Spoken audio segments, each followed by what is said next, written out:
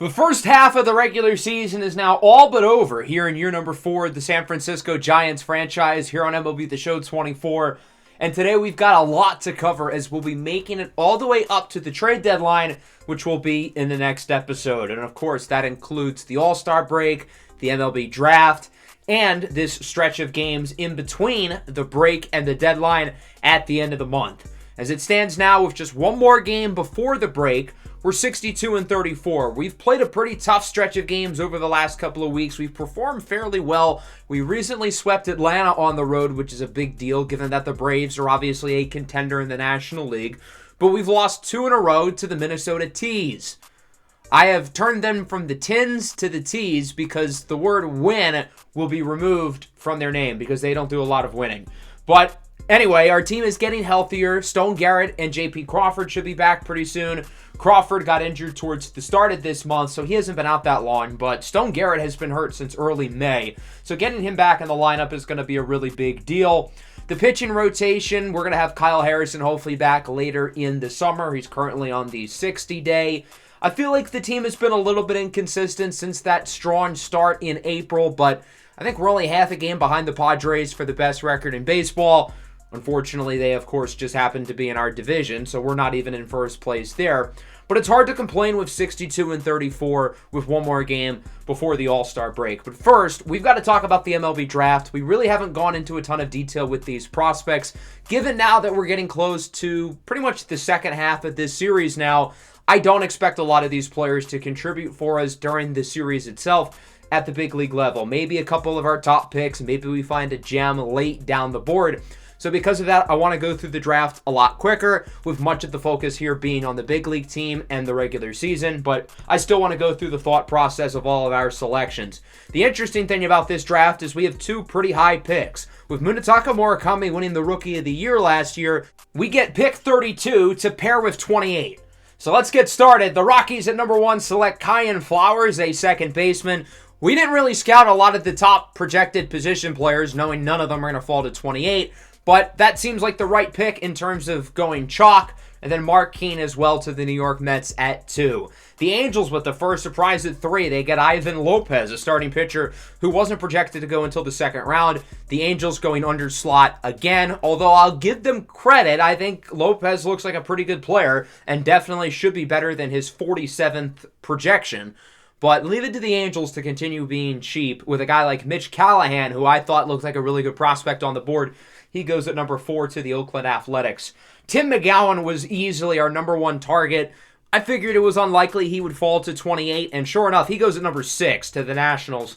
Not even close. I wasn't going to get my hopes up, but I'm a little surprised he went that high, put it that way. Another prospect who I would have strongly considered a number 28 is outfielder Joel Raimo. He ends up going at 10 to Boston, so again, a little bit earlier than expected. Let's go through the rest of the first round faster. I feel like the board hasn't played out that well for us. Eric Bloom to the Brewers. I liked him quite a bit. Jed Bathier was a guy I was kind of hoping would fall to our pick. He ends up going to Arizona, so he'll be in the division. And now we're starting to see some relievers go, like Joshua Self and Guadalupe Campillo. I did quite a bit of work on the relievers in the weeks leading up to the draft because I figured maybe it wouldn't hurt to go out and get a guy who we think can contribute early on to the bullpen. Carlton Gehringer was another guy I kind of like. He goes with the pick right before us to the Astros. And now here at 28, the question is, do we go with one of these starting pitchers? I think there's a few good ones available. Do we potentially go with a relief pitcher? There are good options in terms of relievers and closers. Or do we look at a position player? I think a lot of the position players I was targeting have already been picked. But as you guys know, I usually like to pick a position player early because I think it's easier to find pitching depth than position player depth. And keep in mind, we're about to pick again at number 32 overall. So with the 28th pick in the 2027 MLB draft, the San Francisco Giants select Mickey Manzanillo, a 21-year-old relief pitcher from the Dominican Republic. He's got a 5-pitch mix, tops out at 99. Good hits per 9, good Ks per 9. I think he's better than the closers who are projected to go a little bit before him. And I think this is a guy who not only should be able to contribute early on, but I think the ceiling is quite high. And he very well could be our long-term closer of the future as Camilo Doval eventually gets older. Angel Silva goes to the Rangers. He was a guy we were looking at. And then Chip Black goes to the Braves at the end of the first round. But now we're right back up. Kenji Takichi goes to the White Sox, and now we're in a similar spot that we were in the first round. We're probably not going to pick a reliever again, but do we go with a starting pitcher or a position player? I think Charles Brady, in terms of the position players, looks like the choice. So do we go with him or a starter? With the 32nd pick, the San Francisco Giants select Peter Reed, a 21-year-old left-handed pitcher from California. So again, we're picking two pitchers early. This is usually against my philosophy, but I like the skill set. Good walks per 9, good home runs per 9, 5-pitch mix, tops out at 97 with the 2-seamer. This is a guy who I think could be in our rotation as soon as next year. The ceiling is somewhat limited, but I think it doesn't hurt to add another really good pitcher to the farm system who's going to be able to contribute for the big league team likely next season. Very similar to us drafting Johnny Hackman last year, but the big difference there is that we had to use a top half of the first round pick with Hackman. Now into the second round, a run on pitching, specifically relievers. The position player I was looking at, Charles Brady, only just went at number 59. I never really had any hope he would fall to 66, but once we got into the late 50s, I was crossing my fingers. Unfortunately, doesn't happen. Tim Vigil was another guy I had my eye on in terms of position players, and that brings us on the board here at number 66. So we've picked two pitchers so far. Again, very much against my philosophy. I like to get my position players early and then round out the draft with pitching. But we already have two pitchers, so would it make sense to go for a position player, or is the value just going to be with pitching for the rest of this draft, and that's where we put all our focus in?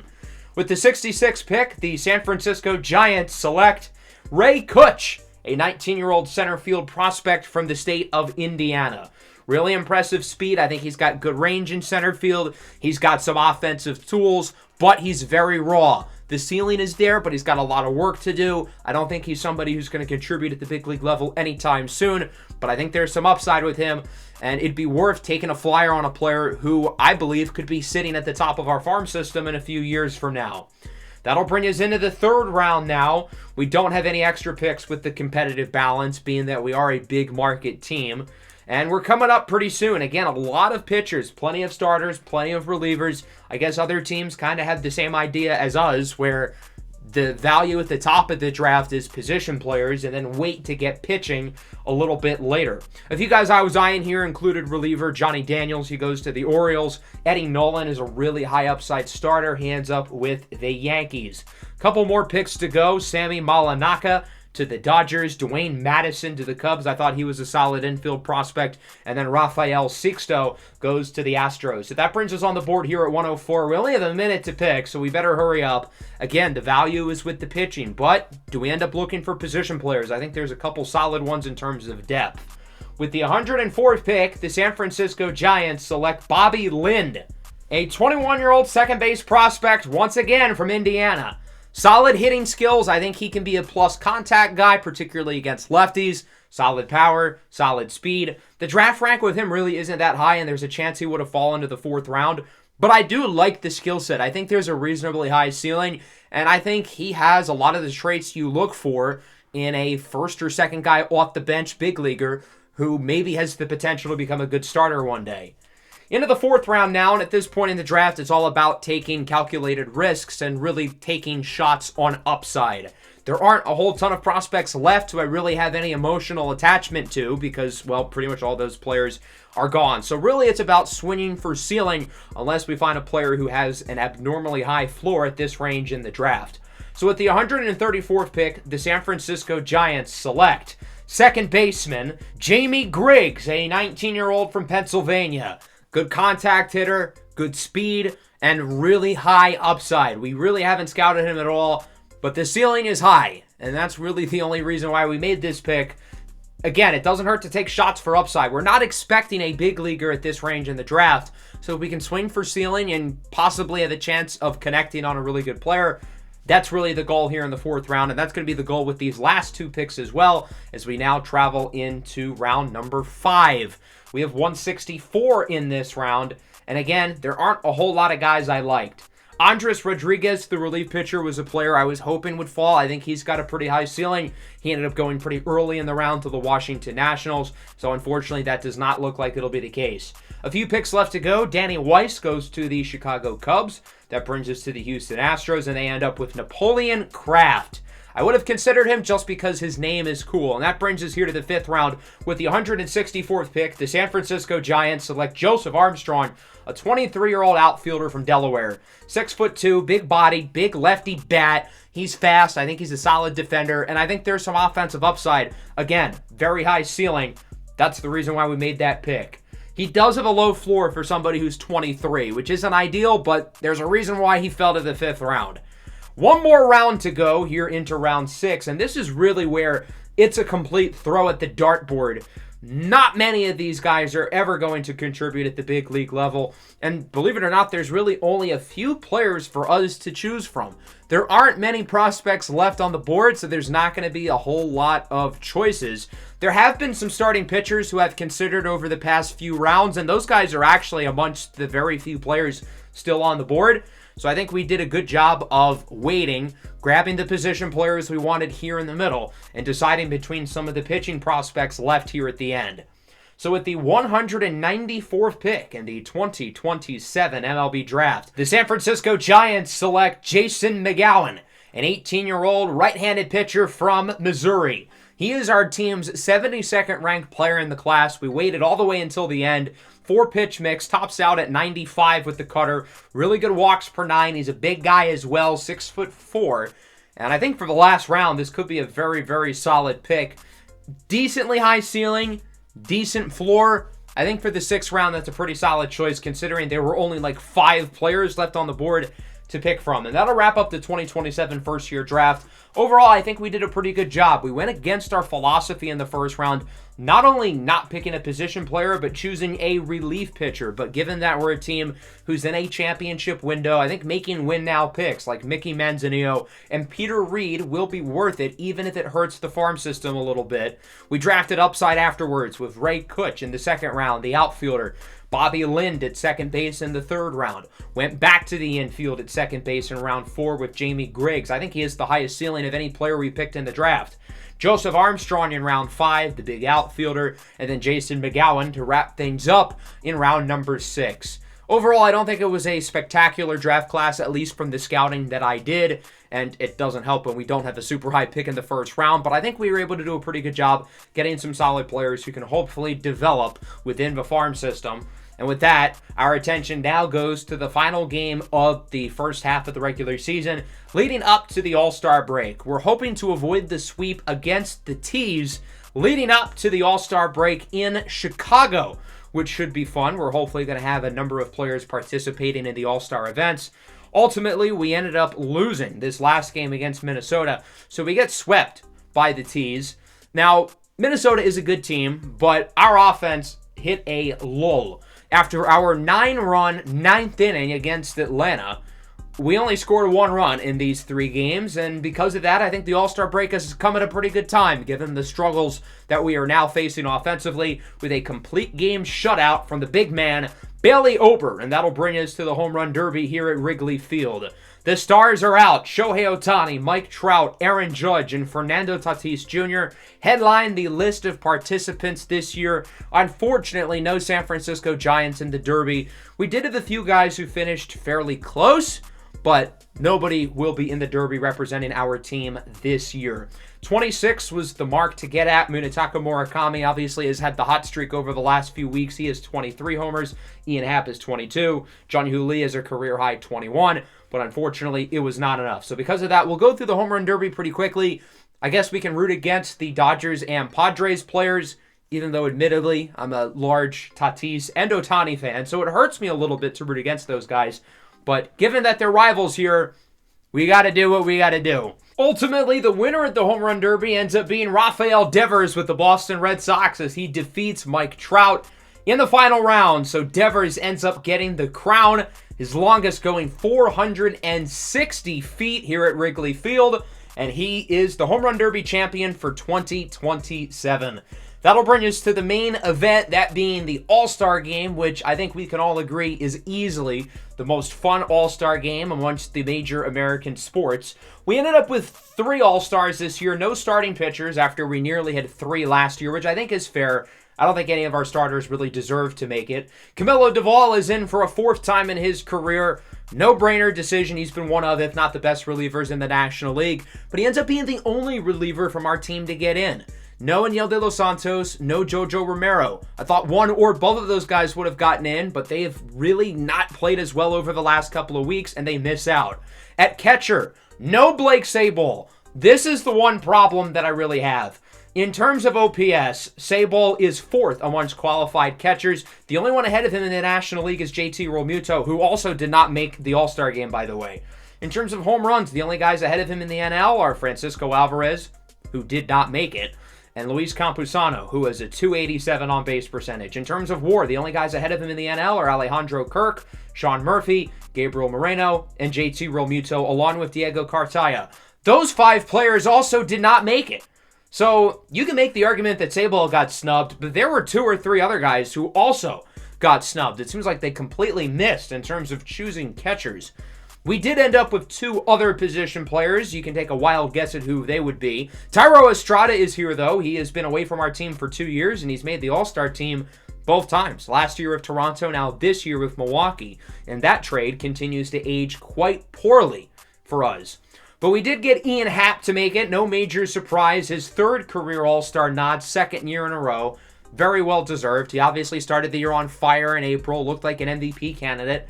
Then quieted down, but over the last few weeks, he's picked it back up. .311 average, 22 homers, .940 OPS. He has been tremendous. He's the only left fielder here, but he's not starting. That's because Jung-Hoo Lee will start in left field instead. His 3rd All-Star game here in the 4 seasons of this series. He won the All-Star game MVP last year, so we'll see if he can repeat his effort. Already with a career high in homers at 21, and that's with hitting .314. With a .957 OPS and a WAR on the season already above 5. He is an animal and deservedly will be an all-star starter once again. As for the American League, we'll go through these quicker. Bobby Miller and Garrett Cole are the 2 starting pitchers. Michael Kopech, the former Giant who was with us at the end of last year, makes it with the Yankees. That's interesting. Kopech was great last year with the White Sox. Then we get him. He sucked. Then he goes to the Yankees and is really good. I feel like it's been a common theme that we trade for relievers. They don't do well here. Then they go somewhere else and they perform at a high level. So I guess we kind of screw relievers over. It's weird. Other than Jojo Romero and Aniel De Los Santos, we kill every reliever we touch. So that'll bring us to the 2027 All-Star Game here in Chicago. Both teams wearing their 2024 All-Star jerseys. I don't know if you guys heard, but yesterday it was announced that teams are going to go back to having their players wear their traditional jerseys for the All-Star Game. I'm pretty sure it's being implemented as soon as next season. And to that, I speak for all of us when I say, thank God, because the All-Star jerseys that are made every year are usually pretty ugly, and the All-Star Game just has more aura when players are wearing their regular uniforms. The same goes for the NBA All-Star Game. But anyway, that's not the point. Let's get this show on the road. We are going to hop in whenever our players have an opportunity, whether that's an at-bat or a pitching chance. So otherwise, we are going to simulate. We'll see how this first inning goes with Bobby Miller on the mound. Spoiler, it does not go well. Aaron Judge drives in a run. He brings home Evan Carter. Rafael Devers is aboard, and Nathaniel Lowe drives in both of them with a double. The AL already leads 3-0, but the National League looks to make quick work. Corbin Carroll starts off with a double, and so Jung-Hoo Lee, batting in the 2 slot, gets a runner in scoring position. 2-1, flies it up into center. This one should be caught by Judge, and it will. The speedster Carroll is going to head to third on the sacrifice, and he is out! What a throw from center by Aaron Judge, showing off the cannon, and the American League turns 2. Garrett Cole gets through the rest of the inning, and we move into the second, hoping for a better inning pitching-wise than we got from Bobby Miller. So we'll bring in his former Dodger teammate Tyler Glasnow, who of course is now with the Reds. He lets up a base hit. Ezekiel Duran draws a walk, and Yordan Alvarez drives in a run with a base hit, making it 4-0, and that'll bring us into the bottom of the second. Garrett Cole retires the side, 2 scoreless out of him, and we go to the third. Christian Javier, playing for the hometown Cubs, acquired in the offseason from Houston, gets through the inning pretty quickly. George Kirby now on the bump, looking to make quick work of the back end of the National League lineup, and he does.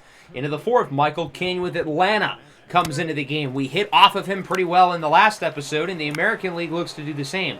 Garcia singles, Carter singles, and Ezekiel Duran hits a 3-run homer, driving in himself and his 2 Ranger teammates to make it 7-0. Dane Dunning comes into the game. He lets up a base hit to Alvarez, but we get through the rest of the inning. This game has turned into a complete blowout. The NL has not shown up. Corbin Carroll has 2 doubles. The rest of the team is 0 for 8. We'll see if Jun-Hoo Lee can change that, facing off against Bailey Ober, who just days ago pitched a complete game shutout against our Giants, as this one is flown into center, and it is caught. I imagine the Cubs fans are rooting for the National League to win, but I imagine they also enjoy seeing the Giants struggle a little bit, considering we swept them last year in the playoffs. We'll see if the middle of the National League order can drive in Corbin Carroll from second. Juan Soto grounds out, and Mike Trout hits a 2-run blast. Finally, the NL on the board at 7-2. We move into the 5th, and we will switch into the bullpen.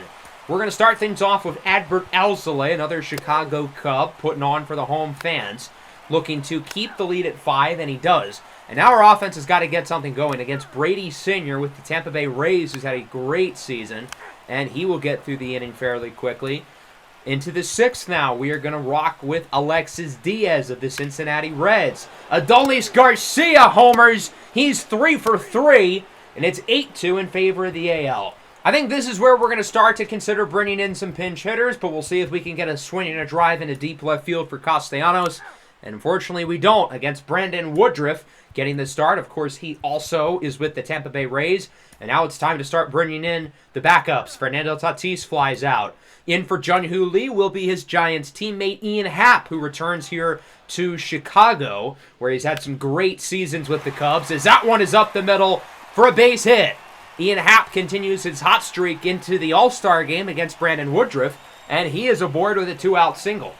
We'll see if the National League can drive him in. I think this is where we bring Shohei Ohtani into the game. I don't know how he's not starting. He's been the best hitter in baseball this year.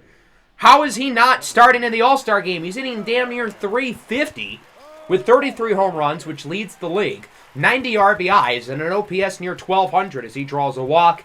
In for Mike Trout, we are going to bring in Mookie Betts, who's going to return to the outfield, and he will ultimately ground out. So it remains 8-2 going into the 7th. The team continuing to not look good. We'll bring in Robert Suarez, the lefty with the Padres, who's had a great season. And the American League is starting to bring in some backups. Abrams, Guerrero, Diaz, they get nothing going. Bottom 7, Ketel Marte. How is he not starting either? 336, 19 homers, 70 RBIs, great defense, one of the highest WARs in the NL. These guys are facing off against Johan Duran. He's getting through the inning fairly quickly. Tyro Estrada, the former Giant, comes into the game. He is out as well, and we move into the 8th. Wasn't supposed to keep Suarez in there. He draws a walk, and we'll bring in his Padre teammate Yuki Matsui, who lets up a 2-run blast to Adley Rutschman, driving in his teammate Gunnar Henderson, and it's now 10-2. Matsui comes out, replaced by Evan Phillips, the closer for the Atlanta Braves. And he gets out of the inning as we go bottom 8. This is where we should be bringing in Blake Sabol, but since he got snubbed, unfortunately that won't be the case. Wilson Contreras faces off against Jose Alvarado. He strikes out. Castellanos now, we're going to bring in the former international free agent prospect, Jean-Antoine Leroux of the Colorado Rockies. He doesn't really do anything. And now into the 9th, it's Camilo Doval time. I was hoping to use him for the save, but quickly realized that was not going to happen. Freddie Fermin of the Royals grounds it to first. Leroux makes the play for out number 1. That'll bring up Akil Baddoo, having a great season in Detroit, hitting 300. 2-2 flies this one into center. Mookie Betts is under it. Looks like he might have misplayed it a little bit, not used to going back into the outfield as he makes the grab. David Fry, another Detroit Tiger, is up, even again, 2-2. Got him looking on the sinker. 1-2-3 inning for Camilo Doval. And that'll bring us into the bottom of the 9th inning. We'll see if the 2, 3, 4 hitters can get something going. We've got one of the best offensive players in the league coming up, followed by Shohei Ohtani and Mookie Betts. So we'll see if Ian Happ can do anything in his final at-bat of the game against the Mountain. Felix Bautista, the Baltimore Orioles, 2.17 ERA on the season. Happ, 1-for-1, base hit in his last at-bat, looking for another, and he won't get it. Jams the inside 100-mile-an-hour fastball to third. David Fry makes the play for the first out of the inning. We'll see if the National League can create a miracle. I mean, we did just see the Giants score 9 in the 9th inning against Atlanta in the last episode. Ohtani strikes out. Mookie Betts strikes out as well. Ian Happ put the bat to the ball. Those two guys did not. Interesting. The American League takes care of business. They come into Wrigley and spoil the fun, winning the All-Star Game 10-2. It's weird because the National League is clearly better than the American League. All of the best teams in baseball are in the NL. There's a chance that the 5 best records all come from the National League. There's a chance that teams barely 500 make the playoffs in the AL. Yet here in the All-Star Game, they completely blow us out of the water. And it was really the Texas Rangers who led the way. Evan Carter, Ezekiel Duran, along with the game's MVP, Adolis Garcia, who had 3 hits and a home run batting in the 9 slot. Jung-Hoo Lee goes 0 for 2, Ian Happ goes 1 for 2, and Camilo Doval throws a scoreless inning with a strikeout to help the NL squad only lose by 8. And with that, we now move into the second half of the season as we get set to figure out what this team needs to do here at the upcoming trade deadline. Our schedule prior to the deadline is actually fairly easy for the most part. We don't play against anybody over 500 the rest of the way, coming off our sweep against Minnesota. 3 games at home against the Rays, 4 at home against the Rockies, who are currently about 40 games under 500. They have not been so good. Then we've got the A's and the Diamondbacks. J.P. Crawford is back healthy. Stone Garrett is back healthy. That's a big deal. Crawford still needs another day or 2 before returning to the lineup. But Stone Garrett is now 100% ready to go, which I'm very excited about. He was playing pretty well before he got injured in early May. And having him back in the lineup is a big deal. Somebody who can draw walks. He's a clutch hitter and a good defensive player. We're going to have to send 2 guys down, so Hunter Bishop and Luis Toribio will be going back down to AAA. Toribio's hitting 600. I'm hoping to get him back up at some point, but there's just not really a spot for him at this point in time. So Garrett returns to the lineup, and J.P. Crawford hopefully will within the next day or so. Let's hop into one of these games here against the Tampa Bay Rays, a close one. 4-3 in the 8th. Our team has 2 errors. Lovely. We've got 2 runners on and 1 away for Munetaka Murakami, who's currently 1 for 3. And this one is lined into the opposite field. This ball will drop into the corner. 1 run scores. Stone Garrett in his first game back looks to join and be the go-ahead run. He is safe. 2-run double for Munetaka Murakami. The Giants lead at 5-4. Murakami continues to dominate here in the month of July. The All-Star break clearly has not gotten him off his rhythm. Orlando Arcia now grounds it over to second. Luis Rengifo makes the play, but Murakami advances to third. And now with 2 away, that'll bring up Kyler Rodriguez. He's had a quiet day, 0 for 3, behind 0-2, gets it to second, pass Rengifo! Run scores, and it's now 6-4. I feel like for a team who's had some issues with being clutch, Kyler Rodriguez is someone who I've noticed consistently delivers with runners on base or when we're late in the game. Tommy Rogers now strikes out on the slider coming in off the bench. But that 8th inning would be enough to get the win as we take this game by the final score of 6-4. A strong victory here for the Giants, a come-from-behind win where we rallied in the 8th. 2 runs driven in from Murakami, and then the clincher from Kyler Rodriguez to finish it off. Murakami had a big day, 2 for 4, 2 doubles, drove in 3. Blake Sable had 3 hits as well. Stone Garrett 1 for 3 with a triple, drove in 2 runs, and of course scored the go-ahead run in the 8th. Solid start from Taj Bradley, but the bullpen, specifically an old friend, Taylor Rogers, in his first game of the year with the Rays, gets the loss. As for us, again, solid performance hitting-wise. The pitching was pretty good. Decent start from Mason Miller. Bullpen did their job. Not ideal having 2 errors, but we'll take what we can get. We split the first 2 games. That'll bring us into this last matchup.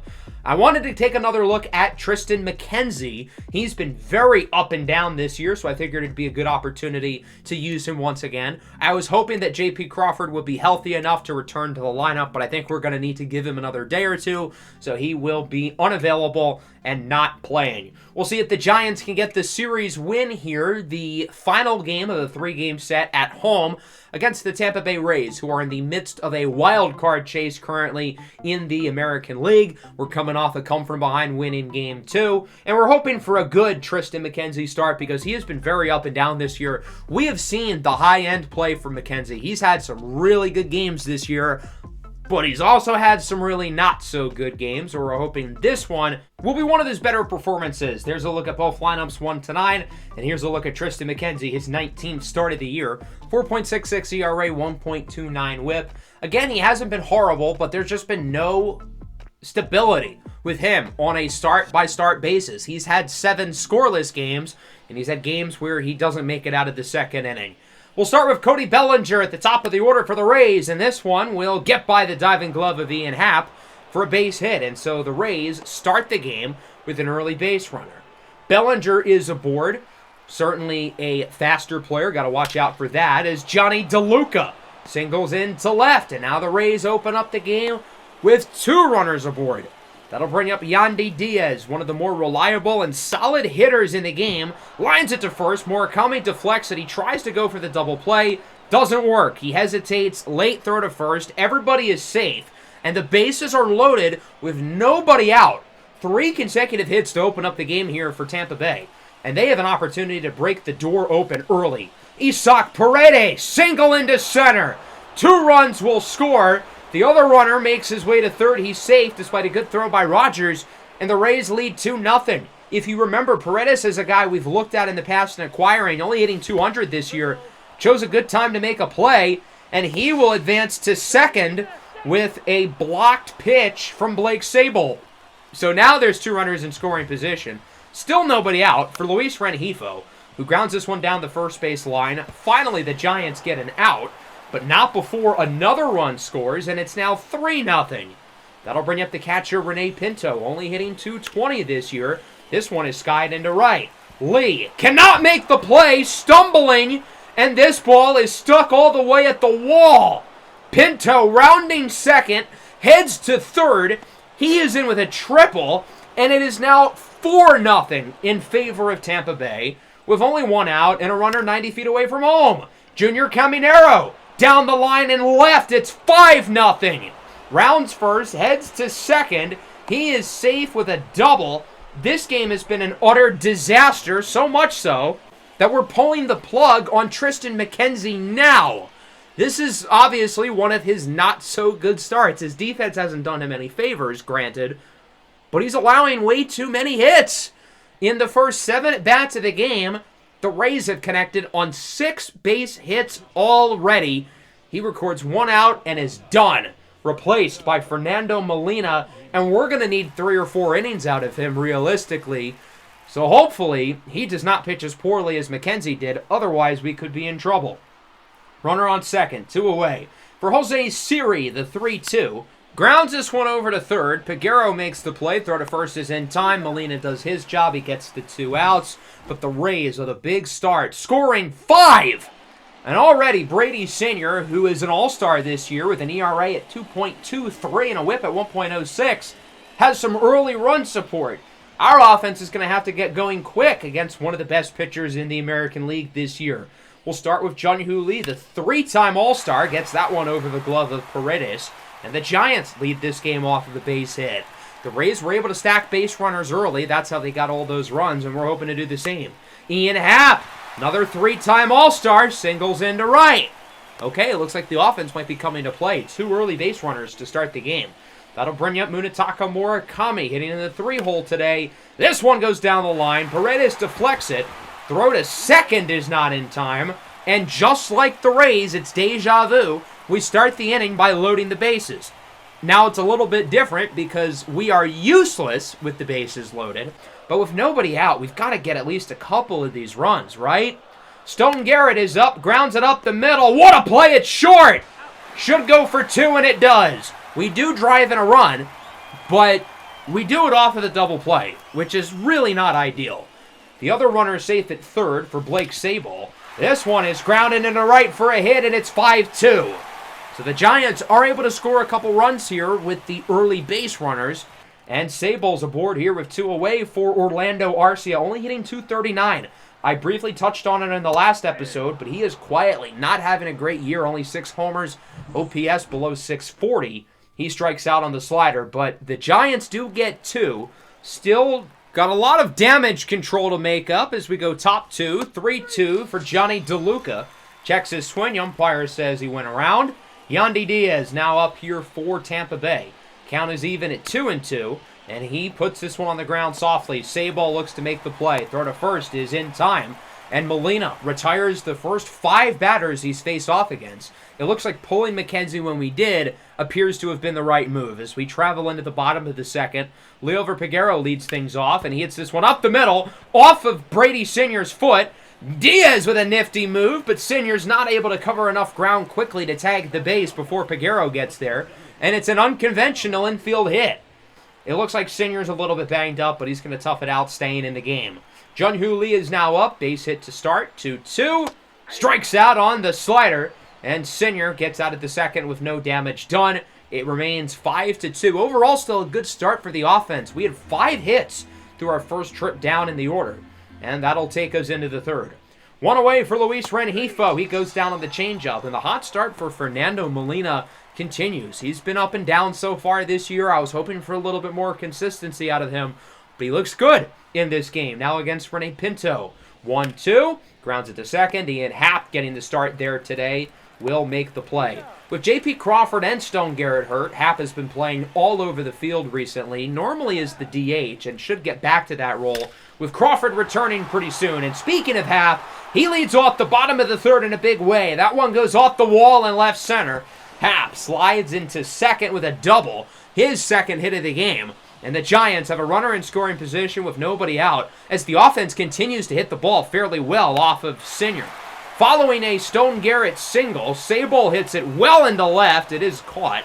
Nice play in the outfield to track that one down. But run scores off the sacrifice. That's Happ. And so it's 5-3. I get the Giants credit after that poor start from McKenzie.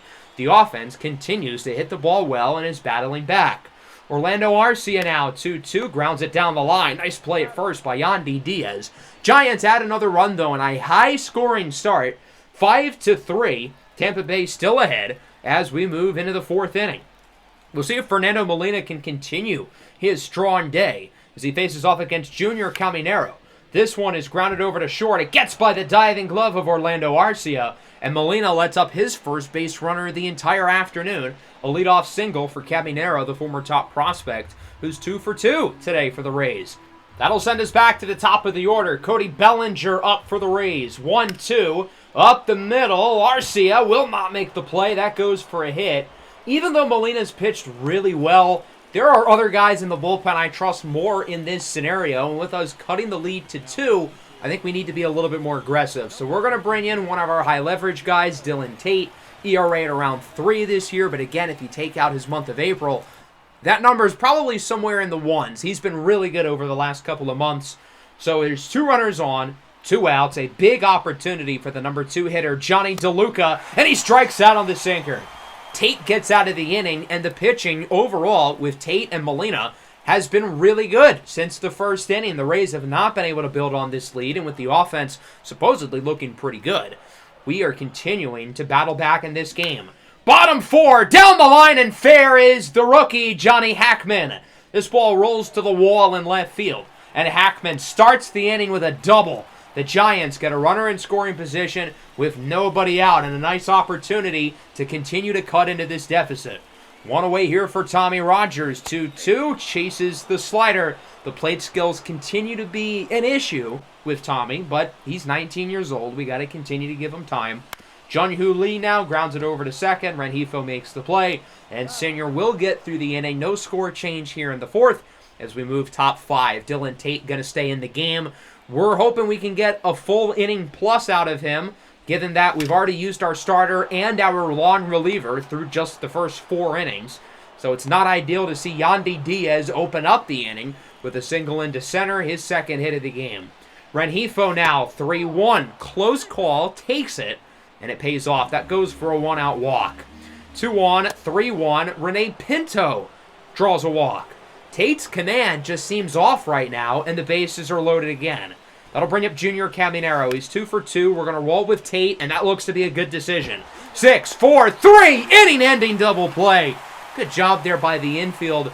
I guess that's what it's like to get some outs and leave the bases loaded. Again, it feels good to be on the other side of that. We don't get to say that too often. As Murakami looks to keep the momentum rolling. If it's fair, it's gone, and it's just barely foul by a little over a foot. That is as close as it gets. Nearly an Oppo taco. Instead, he gets a hanging pitch up and away. Takes it late, hits it really high into center. But it will be caught by Jose Siri for the second out of the inning. Unfortunate. 3-1 now for Stone Garrett. Lines a sweeping curve into right. It's caught. 5 innings, a 3-run ball for Senior. I wouldn't be surprised that this is it for him as we move into the 6th. Again, we're going to have to use basically our whole bullpen today, and we'll start with Aniel De Los Santos, who's been terrific this year. Hasn't pitched all that well over the last month or so, though. Hopefully that's not a trend that continues. Cody Bellinger's had a productive day, 2 hits so far, but he chases the low circle change. That pitch was filthy. 1-2-3 inning for De Los Santos, and we go to the bottom of the 6th. Indeed, the Rays will go to the bullpen. Former top prospect Shane Baz, who's really taken on a nice role as a long reliever, hybrid starter. He's given them a lot of innings this year and has been highly productive. We'll start with Blake Sable, who's had a good game so far with a single and a sac fly. He gets his second hit of the game into center, and he is aboard to start the inning. Another leadoff runner and another chance to do some damage. Problem is, the rest of the lineup doesn't seem to have gotten the memo. With 2 away, Peguero lines it into right. It's caught by Oscar Colas. Remains 5-3. The Rays haven't scored since the 1st. We haven't scored since the 3rd. What was once a high-scoring affair has turned into a pitching duel. The lefty Genesis Cabrera out of the pen for the 7th. 3.42 ERA. He's been solid. Nothing spectacular, but a strong campaign for Cabrera. Better than he was a year ago. Facing off against Yandy Diaz, who hits lefties really well. Hits it sharply to short. Nice play by Arcia, who just doesn't throw the ball. What was that? It's like he hesitated, but what is there to hesitate from? Diaz, unironically, was barely safe, but yikes. And because of that, the Rays are going to look to take advantage of their free base runner off the error. Rengifo singles in to right, and we're going to take out Cabrera, replace him with another high-leverage guy in James Karinchak. It sucks for Cabrera because the inning should be over, and it's not really his fault we're in this spot. But we are, and I trust Karinchak a little bit more to get out of it, even though he's been worse. Rene Pinto into left. That's going to drop. Runner waved around. The throw from Garrett is not in time.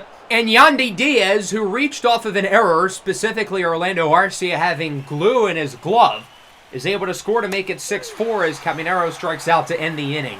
The defensive issues for this team continue. We have put so much focus on improving this defense, and it has continued to not happen. Bottom 7, Jung-Hoo Lee strikes out for a second time today. Good pitch from Baz. The Rays are hoping maybe they can get another inning plus out of him. Ian Happ now 2-2. Skies this one into center. It's got a little carry, but it will be caught by Jose Siri. Remain 6-3 as we go into the 8th. We're going to keep Karinchak into the game, hoping we can get a full inning out of him as he faces off against Jose Siri, who strikes out on the knuckle curve. We'll see if he can get out of the inning now as he faces off against the top of the order, Cody Bellinger. 1-1 on its way. And this one is grounded over to first. Murakami backhands it, steps on the base. Karinchak faces off against 4 batters and retires all of them. Bottom 8, Drew Smith out of the pen here for the Rays. He's been pretty pedestrian, 4.53 ERA. He'll face off against the middle of the order. With 1 away, that is Stone Garrett, 1 for 3. And he takes a 95-mile-an-hour fastball. That one looked like it was coming in 105. Garrett still getting adjusted to Major League pitching after not playing for 2 months. Sabol pops it up. Paredes is under it, and he will make the grab. A 3-run deficit going into the 9th. Certainly going to take a lot for us to get the comeback, but in the last episode, we were down by 2 going into the 9th against Atlanta, and we scored 9. So, who knows? John Schreiber out of the bullpen, 2.33 ERA. He's had a great season, looking to retire this side, and it looks like he will. Paredes pops it up into shallow foul territory. Blake Sable is under it. He will make the play, and that'll bring us into the bottom of the ninth. Got to come back from a 3-run deficit. On for the save will be Kevin Kelly. 19 of 22 in save ops with an ERA just shy of 3. So we're going to bring in Kyler Rodriguez to come off the bench, replacing Orlando Arcia. That says something about Arcia with his offensive struggles. And Rodriguez belts it into center. That one is gone. As I talked about earlier today, Kyler Rodriguez seems to play his best late in games. Here is a pinch hitter that continues. He goes deep for the 5th time this year, 430 feet. Power is obviously the name of Kyler's game, and it just hasn't been the case this year. He has not hit for power. Hopefully, this can be the start of a good power trend for him, and it's 6-4. So this comeback's still going to take a lot, but it looks a lot more doable. Johnny Hackman strikes out. That'll bring up Leover Peguero. Count is even, 2-2. Grounds it to second. Rengifo makes the play, and this game now comes to Tommy Rogers. I don't fully trust Tommy at the plate, but I do want him up here, given that if he does reach, obviously he's got great speed. And this one is at high and deep into right center. Siri at the track, at the wall. It goes off the wall! And this game stays alive for a little bit longer. Rogers strolls into second with a double. I thought that had a chance to make it over. Then I thought it was going to be caught, but ultimately it goes for a double, which we'll take. Tying run will be up against Jason Adam, who replaces Kelly, looking to get the save. It's the top of the order up. Lee, Happ, Murakami. I think it's doable with those 3, but unfortunately Lee puts it on the ground to second. Rengifo makes the play. Rays win it, and they take the series, taking this rubber match by the final score of 6-4. Really, the only reason why we lost this game was the disastrous start. Tristan McKenzie lets up 5 runs in the first inning, records 1 out before being taken out of the game. Otherwise, we were the better team. The offense didn't have some great day, but they weren't bad. 4 runs, 11 hits. The bullpen was terrific. 8 2/3 innings of 1-run ball. The difference in this game was Tristan McKenzie, and his consistency continues to be a problem. You never know which version of him you're going to get on a start-by-start basis. We've seen the high-end play from him. We've seen the low-end play from him. He looks like a raw 23-year-old who's trying to set his footing, not a guy who's on his 2nd major league contract. And again, I thought the offense was solid. We set the tone early, didn't get much going towards the middle of the game, but we got a good number of base runners. The pinch hit home run at the end from Kyler Rodriguez, but ultimately it was not enough. Stone Garris also suffered a minor shoulder injury that I guess he played through during the game because we never took him out. Shouldn't be anything serious, but he may miss a start or 2, which kind of sucks considering, well, he's missed the last 2 months. So with that, we're going to do some more simulating. Despite our series loss, we actually make up some ground with the Padres. We're now tied with them, and we're going to move up to the deadline. 4 games against the Rockies, 3 in Oakland, 2 in Arizona, and that'll bring us to our series against Texas leading up to the deadline. All 3 of these teams are under 500, so hopefully this is an opportunity for us to get some more wins. J.P. Crawford is now fully healthy and will be able to play again. So let's hop into this game against the Rockies. No shortage of offense. Tied at 10 halfway through the 9th. The Rockies scored 6 in the first. We scored 8 in the 6th to take the lead, but ultimately blew it. Jojo Romero's now in the game, and the Rockies will take the lead. Ryan McMahon with an RBI single, and it's 11-10 Colorado. The catcher, Drew Romo, now puts it on the ground. This should be 2. Crawford gets to it slowly, gets 1 at second. If he gets to that ball faster, I think it's a double play. But now the inning stays alive for the Rockies, and the all-star Willie Castro, he puts it on the ground. Murakami fields it cleanly. Throw to first is in time. But the Rockies score 3 here in the top of the 9th, getting runs off of both Camilo Doval and Jojo Romero, something that teams have not been able to do all year. And now it's time for the offense to respond. We've put up no shortage of runs, no shortage of hits. Can we get a couple more? Ian Happ reaches base to start the inning, and now we've got an opportunity to win it. Tommy Rogers is up 1 for 3 with a homer. He also homered in the first game, a win against the Rockies, but he pops this one up into foul grounds, and Jean-Antoine Leroux, another all-star, comes down with it and makes the grab for out number 1. That brings up J.P. Crawford, 0 for 4, taking his time getting back to the swing of things. checks his swing on the changeup, called strike 3. Now this game comes down to Kyler Rodriguez. Can we get another big 9th inning hit from Kyler? It looks like it. Into the gap. Could go for extra bases. Happ will ultimately stay at third. It would have been a close play at the plate. I think he would have been out. We're going to keep him there and hope we get another big hit. Great job there by Kyler, who comes up big again. And now we're going to bring in Blake Sabol, the most clutch player on the roster, off the bench. And the Rockies want nothing to do with him, as he will be intentionally walked. And now Stone Garrett comes in off the bench. Still battling the shoulder injury, but he's going to give it a go. Bases loaded, 2 outs. Garrett, liner into right, and that one's going to drop. We're only going to get the 1, though. Kyler's going to hold up at third. He would have been out. So Stone Garrett comes off the bench while injured to tie the game, and now we're looking to win it. Jake Bird on the mound for the Rockies against Orlando Arcia. He's had a nice day, 2 for 3. That ball gets by the catcher. Kyler heads home, and he is out! No wild pitch walk-off for the Giants. We're going to the 10th. Strong inning. We tie the game with Garrett, and a busy 10th inning, as you can see. Nolan Jones drives in a run. Ezequiel Tovar hits a 2-run blast, but Orlando Arcia gets one right back to make it 14-13. Jun-Hoo Lee reaches base, so the tying run is on. The winning run is at the plate, and there's still nobody out. Middle of the order is the Rockies bring in a lefty with Adam Macko. That starts with Murakami. This one is high and deep into right. At the track, at the wall, it is caught. Off the bat, I thought that was game over. Nearly a walk-off, but it just does not quite have enough distance. If only that even went off the wall, would have driven in the run to tie the game. Ian Happ gets a piece of it. High and deep into left, but not enough. That one is caught a little bit shy of the warning track. The Giants are hitting the ball well in this inning, but not quite well enough, and the game comes down to Tommy Rogers. The 0-1 gets a hanging pitch up and away, grounds it to third, flips it to second, and the Rockies win it in extras 14-13.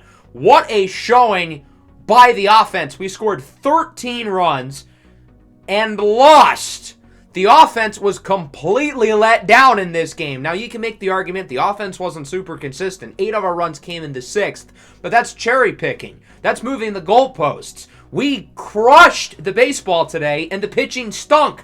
Carson Whisenhunt was abysmal. Now, 2 out of our last 3 games, the starting pitcher has only recorded 1 out before being removed, and we have asked too much out of the bullpen. We are relying on them way too much, and that's been a problem. Camilo Doval blows the save. Now, as you'll notice, he only faced off against 2 batters. The MLB rule is that you have to see 3.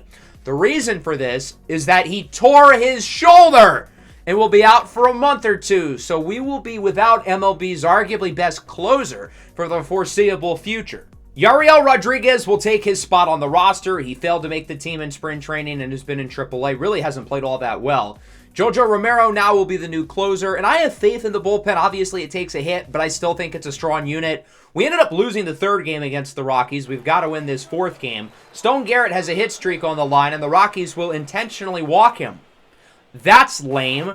We end up winning 3-1, no more runs score, as our new closer, Jojo Romero, finishes off the job and gets the save. So we end up splitting the 4-game set against the Rockies. Definitely not ideal, considering we scored 13 runs in 1 game and lost.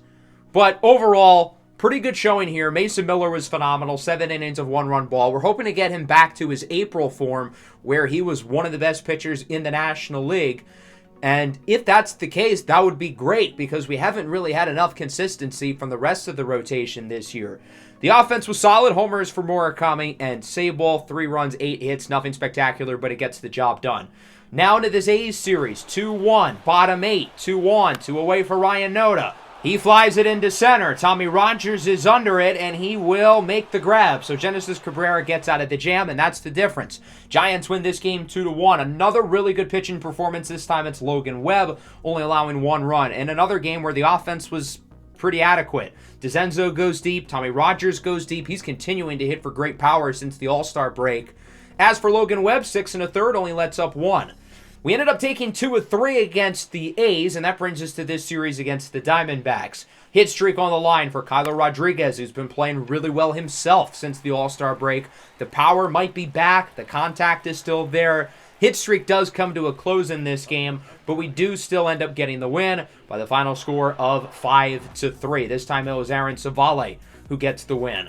We had a few standouts on offense, multiple hits for Jun-Hoo Lee. He drives in 3. Hackman brings home the other 2. We still need more consistency from the offense, but we did good enough. 7 innings, 3 earned runs allowed from Aaron Savale. He pitched fairly well. Let's also jump into the second game against the Diamondbacks as we look to get the 2-game sweep. Tied at 2, 2 on, 2 outs, top of the 9th. Orlando Arcia is up at the plate, and he sends this one into the left center gap. This ball will drop for extra bases. 1 run scores. Second looks to join. They will both be safe. And the San Francisco Giants take the lead 4-2 with a big piece of hitting from Orlando Arcia to put the Giants on top. Big play for Arcia. Now that'll bring up Patrick Bailey coming in off the bench, looking to add to the lead. And that he will likely. Singles it into right. Arcia looks to score. Going to be a close play. Throw is offline. He is safe. If that throw was on the money, they would have gotten him, but it's not going to matter. We still end up winning the game 5-2. So far, Jojo Romero has done pretty well as the closer since the injury to Camilo Doval. We end up sweeping the Diamondbacks, and in the 9 games that we simulated after the series against the Rays, we go 6-3, which is what I was hoping for. Would have preferred to take more than 2 against the Rockies, but you'll take what you can get. You'll never complain winning 6 out of 9 games. Mason Miller was solid. The offense was clutch. 2 runs in the 7th, and then, of course, 3 in the 9th with the 2-run double by Arcia and the single for Pat Bailey. So that brings us to the trade deadline. 69, nice, and 40. And before we wrap up today's episode, we do have to go over the signings of all of our draft picks. We're going to have 7 chances to sign these guys, and keep in mind, we can only offer when they have at least 50% interest, which a few players currently have, including our first rounder, Mickey Manzanillo, along with a couple of our mid-round picks. So we're going to start with these guys, try to get these contracts done. Joseph Armstrong says no. Bobby Lind, picked in the 3rd round, says no. Mickey Manzanillo offering him 3.32. He says no, so we are off to a flying start, as you can see. On the second day of signings, Manzanillo still says no. Bobby Lind is up next, and he says yes, so he's the first player to sign with us. Joseph Armstrong signs as well, as we continue to look to add some of these other guys. Ray Kutch now over 50% interested. He says no to his first contract. The following day, Manzanillo still says no, and it's not letting us offer him any more money, which is a problem. Ray Kutch says no. Day 4, Mickey Manzanillo finally says yes, so he caves in on the $3.32 million deal. Ray Kutch still says no, but we're getting close to offering some of these other guys. That will include Peter Reed and Jason McGowan here with 6 days left. Reed, the 32nd overall pick, says yes, that's a big one. McGowan says yes. Kutch says yes, and now we are just down to 1. Jamie Griggs. Ultimately, we could not come to a deal with him until, hopefully, the last day of the deadline, which will be in the next episode. Along with that, we've got the trade deadline, of course, and then into August. The final 2 months of the year, our schedule is a gauntlet. Braves, Cubs, Reds, Astros, Yankees, and Dodgers all in August. In September, it really doesn't get that much easier either. The Brewers, the Mets, the Phillies, the Padres twice, including the end of the year, which very well may decide the division. We've had a fairly easy schedule throughout the early portion of the year, and now it's going to catch up to us. What do you guys think we should do at the trade deadline down below? I think we need to make a couple of moves. The offense has some holes. The pitching has been spotty this year. I don't think this team is one move away. I think we need to have a big deadline to really refine this roster and put us atop the MLB. Make sure to leave a like. Make sure to subscribe to the channel if you are new, and I hope everybody enjoyed. Peace out.